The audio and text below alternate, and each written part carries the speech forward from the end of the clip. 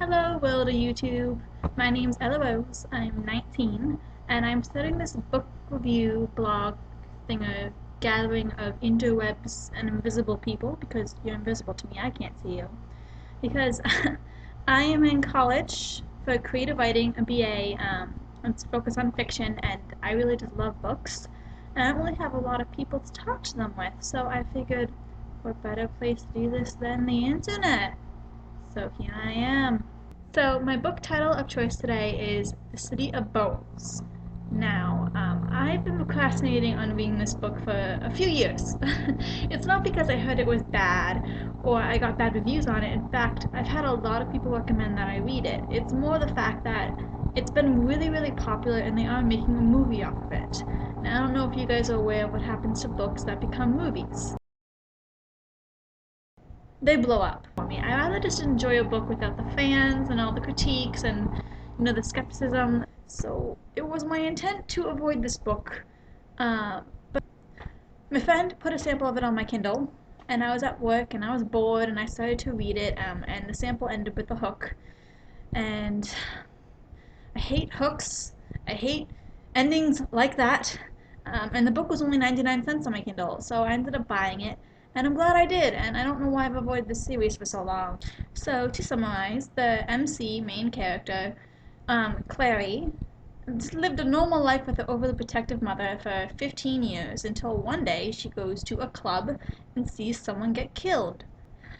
Of course, she confronts the killers like any sane person would do, only to find out that they killed a demon. She walks away thinking she's crazy. She goes home, her mother freaks out, wants to move out of nowhere. She leaves in a fight, and then the mother just mysteriously disappears. From then on, things get tricky. She finds out she's one of the Shadowhunters. Oh yeah, spoilers. Which hunt and kill demons. They go on all these quests to try to find her mother, and in the end, they find out all these plot twists. And I could really go into explain the plot further, but there's so much going on, I'd rather not. Just read it. It's only 99 cents on a Kindle. One of the initial draws for this series for me was the fact that it was so long and so extensive.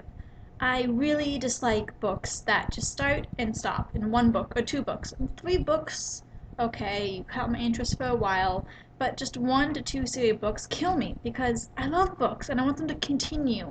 And this series, as we know, already has 6 books I saw. On that note, the characters, I loved them all. They were so unique. Each of them had their own defined personality.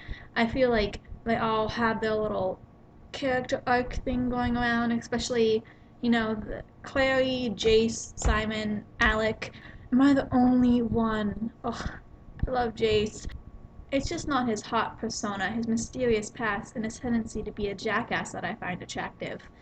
It's him himself, how he thinks, how he's so closed, and the reasons why he's so closed. I mean, in the end, it all makes sense.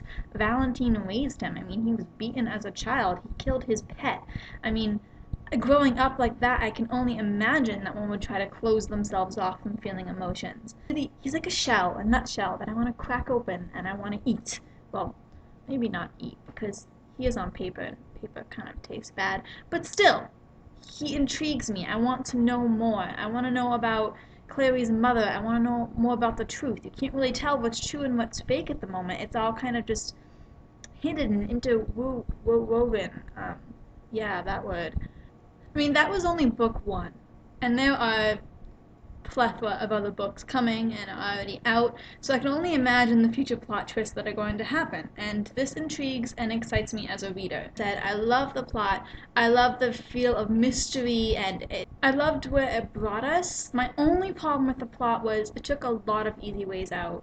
Just, let's say, for instance, the ending, how they left the ending, when they storm the compound, and the first room she goes into happens to contain her passed out mother who's unguarded and only kept there by chains to a bed? Really? And then she goes up a set of stairs and down a hallway, and the first room she goes into after that contains Jace. Really? I feel like it built up so much on the plot that it could have had these epic solutions. And they were just like, oh yeah, you can find your father via phone book and Google. He's right down the street from you. Yeah. Really? Did anyone else see the twist at the end with them being siblings? I knew Clary was Valentine's daughter. That much was clear to me. I mean, come on now, you can't. Come on. But I did not see Jace being Jonathan and still alive. I was just like, jaw dropped. Anyways, I give it 5 out of 5 stars. I cannot wait for the next one. In fact, I've already bought it and I'm kind of itching to read it. My Kindle's right there.